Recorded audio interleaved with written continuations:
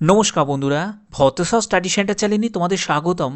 তোমাদের জন্য দারুণ সুখবর, পার্মানেন্ট সরকারি চাকরি যার নিয়োগ বিজ্ঞপ্তি জারি হয়েছে এবং যার আবেদনও শুরু হয়েছে। মিনিস্ট্রি অফ ফাইন্যান্সের তরফ থেকে নতুন চাকরি বিজ্ঞপ্তি জারি হয়েছে, যেখানে তোমাদের আবেদনের শেষ তারিখ হচ্ছে 19শে মে। All Indian candidate can apply, অর্থাৎ ভারতীয় নাগরিক প্রত্যেকে আবেদন করতে পারবে। এবং এখানে আবেদন করতে গেলে সম্পূর্ণ অনলাইনে তোমাদের আবেদন করতে হবে। কিভাবে আবেদন করবে, কি কি ক্রাইটেরিয়া, সব ডিটেলসে বলবো। এখানে বলে রাখি, তোমাদের কোনো এক্সপিরিয়েন্স লাগবে না। যারা ফ্রেশার্স ক্যান্ডিডেট তারা প্রত্যেকে আবেদন করতে পারো। কোনো রকম তোমাদের ইন্টারভিউ নেই, কোনো রকম নেগেটিভ মার্কিংয়ের ঝামেলা কিন্তু নেই। ঠিক আছে, তো চলো পরবর্তী। তোমাদের এখানে যে নিয়োগটি করা হচ্ছে সেটা মিনিস্ট্রি অফ ফাইন্যান্সের তরফ থেকে সম্পূর্ণ পার্মানেন্টভাবে নিয়োগটি করা হচ্ছে। ঠিক আছে, এটা কোনো কন্ট্রাকচুয়াল নয়, এটা সম্পূর্ণ পার্মানেন্টভাবে একদম নিয়োগ করা হচ্ছে। এবং এই তথ্য অনেকেই কিন্তু জানে না। ঠিক আছে, এবার যদি না জানে তারা এইগুলো স্কিপ করে দেয়। ঠিক আছে, তো দেখো কোন কোন পোস্ট রয়েছে। সুপারভাইজার পোস্ট রয়েছে, জুনিয়র অ্যাসিস্ট্যান্ট পোস্ট রয়েছে, যেখানে অল ইন্ডিয়ান ক্যান্ডিডেট আবেদন করতে পারে। অর্থাৎ তুমি যদি ওয়েস্ট বেঙ্গল থেকে আবেদন করতে পারবে, ত্রিপুরা থেকে আবেদন করতে পারবে, আসাম থেকে আবেদন করতে পারবে, এনি স্টেট থেকে ক্যান্ডিডেট আবেদন করতে পারে। এবার তোমাদের অনেকের প্রশ্ন জাগবে যে স্যার, এর জন্য যে এক্সামটা হবে সেই এক্সাম সেন্টার আমরা কোথায় পাবো? এক্সাম সেন্টার তুমি ওয়েস্ট বেঙ্গল থেকে, তাহলে ওয়েস্ট বেঙ্গলের মধ্যে তুমি এক্সাম সেন্টার পেয়ে যাবে।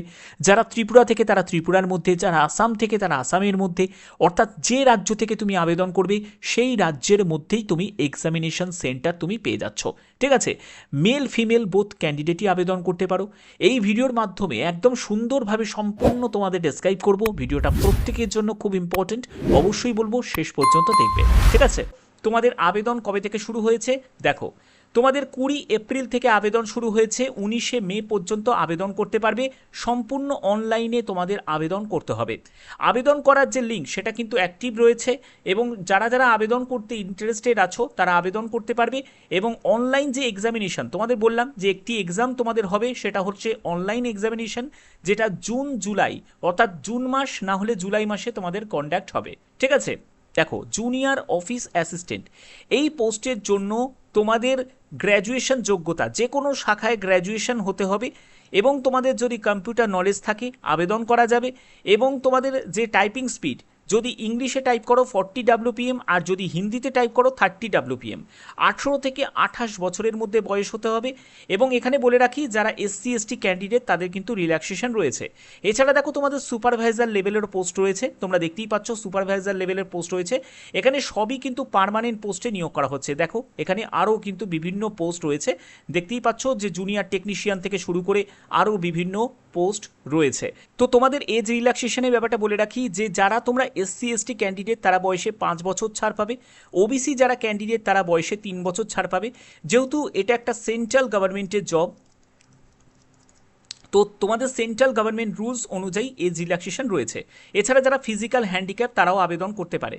এখানে দেখো তোমাদের সিলেকশন প্রসিডিওর কি প্রয়োজন। দেখো সিলেকশন প্রসিডিওরের ব্যাপারটা বলে দিই, যে এখানে তোমাদের সিলেকশন প্রসিডিওরের ক্ষেত্রে যারা ওয়েলফেয়ার অফিসারের জন্য, সেফটি অফিসারের জন্য, সুপারভাইজারের জন্য, দেখো আলাদাভাবে তোমাদের এখানে এক্সাম প্যাটার্নটা কিন্তু আলাদা রয়েছে।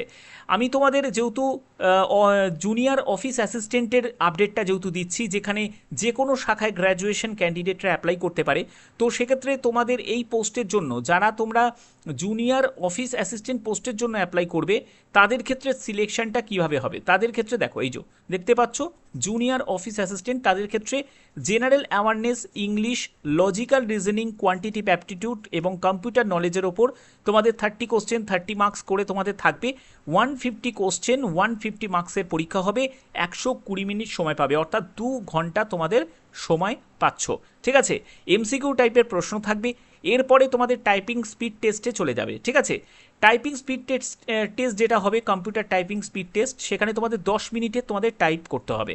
ওকে, তো তোমাদের এখানে আমি চলে যাচ্ছি, যেটা হচ্ছে যে এখানে দেখো নো নেগেটিভ মার্কিং, দেখতেই পাচ্ছ যে কোনো নেগেটিভ মার্কিং নেই। এটা কিন্তু সেন্ট্রাল গভর্নমেন্টের চাকরিতে নেগেটিভ মার্কিং নেই, এই ফেসিলিটিটা কিন্তু পাওয়া যায় না। তো এখানে কিন্তু সেটা রয়েছে। ঠিক আছে, দেখো এই সব আপডেটগুলো অনেকেই কিন্তু জানে না, এর জন্যই তোমাদের বলবো যে চ্যানেলটিকে সাবস্ক্রাইব করে রাখো, যাতে তোমাদের কাছে এই সব আপডেটগুলো পৌঁছে দিতে পারি। ঠিক আছে, কারণ শুধু যদি তুমি নিজের রাজ্যের ওপর যদি ভরসা করে থাকো তাহলে কিন্তু তোমাকে ভরসাই করে থাকতে হবে, কিছুই হবে না। তোমাকে বাইরের স্টেটের জন্য অ্যাপ্লাই করতে হবে, এবং যদি তুমি দেখো যে তোমার স্টেটেতেই তোমাদের এক্সাম সেন্টার পড়ছে তাহলে অবশ্যই সেটা ভালো তোমাদের জন্য। তো দেখো তোমাদের যারা ওয়েস্ট বেঙ্গল থেকে তাদের কলকাতাতে এক্সাম সেন্টার পেয়ে যাচ্ছ, এছাড়া তুমি যে স্টেট থেকে সেই স্টেটের মধ্যেই তুমি এক্সাম সেন্টার পেয়ে যাচ্ছ। এছাড়া যারা তোমরা আসাম বা ত্রিপুরা থেকে এই ভিডিওটা দেখছো তোমরাও অ্যাপ্লাই করতে পারো। তোমরা চাইলে কিন্তু কলকাতাকেও চুজ করতে পারো, এছাড়া এর মধ্যে যে কোনো একটি তোমরা সেন্টার চুজ করতে পারো। ঠিক আছে, আচ্ছা, এর পরবর্তী হচ্ছে যে আবেদন কিভাবে করবে। আবেদন করার জন্য তোমাদের অফিসিয়াল ওয়েবসাইট হচ্ছে এটা হলো অফিসিয়াল ওয়েবসাইট। এই অফিসিয়াল ওয়েবসাইটে তোমাদের ভিজিট করতে হবে এবং সেখান থেকেই তোমাদের আবেদন করতে হবে। কি কি ডকুমেন্টস তোমাদের নিড রয়েছে দেখো, তোমাদের সেলফ ফটোগ্রাফ যেটা লাগবে, অরিজিনাল ফটো, সেটা 20 কেবি থেকে 50 কেবির মধ্যে স্ক্যান করে আপলোড করতে হবে জেপিইজি ফরম্যাটে। তারপরে হচ্ছে সিগনেচার তোমাদের লাগবে 10 কেবি থেকে 20 কেবি। কাস্ট সার্টিফিকেট লাগবে, সেটা 100 কেবি থেকে 300 কেবি।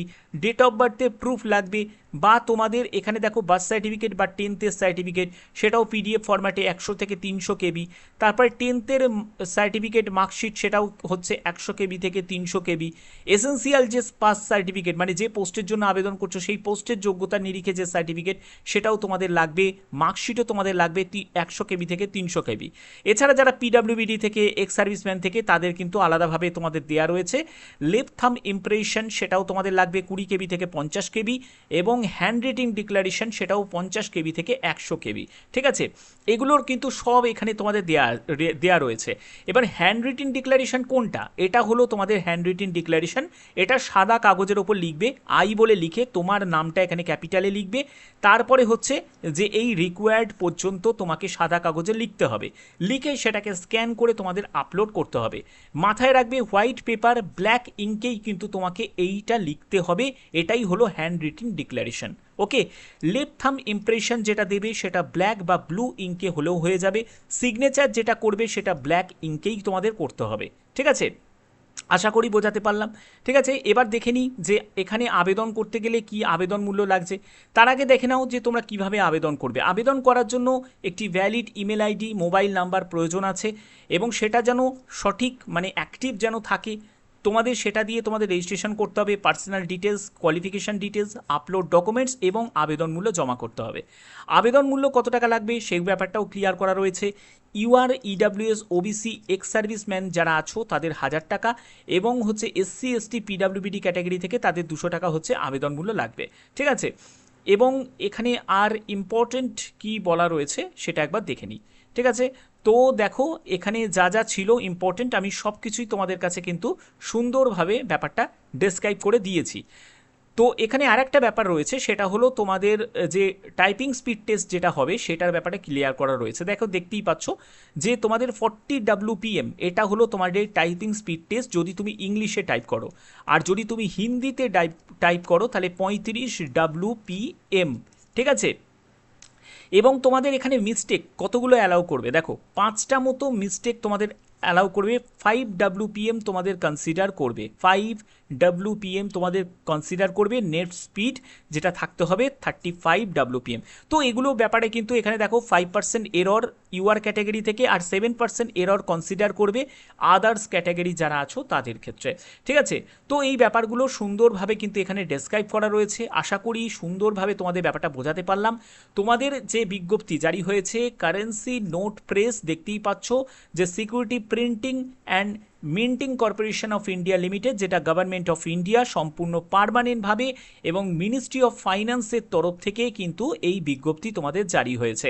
আশা করি ভিডিওর মাধ্যমে সম্পূর্ণ তথ্য A to Z তোমাদের কাছে তুলে ধরতে পারলাম। যদি ভিডিওটা ভালো লাগে অতি অবশ্যই একটাই কাজ করতে হবে, চ্যানেলটিকে সাবস্ক্রাইব করে রাখতে হবে, কারণ এই সব ইনফরমেশন অনেকেই কিন্তু জানে না। আর এরকমই ইনফরমেশন শুধুমাত্র ভতেশ্বর স্টাডি সেন্টার তোমাদের জন্য প্রোভাইড করে থাকে। এখনের মতো এইটুকুই, টাটা।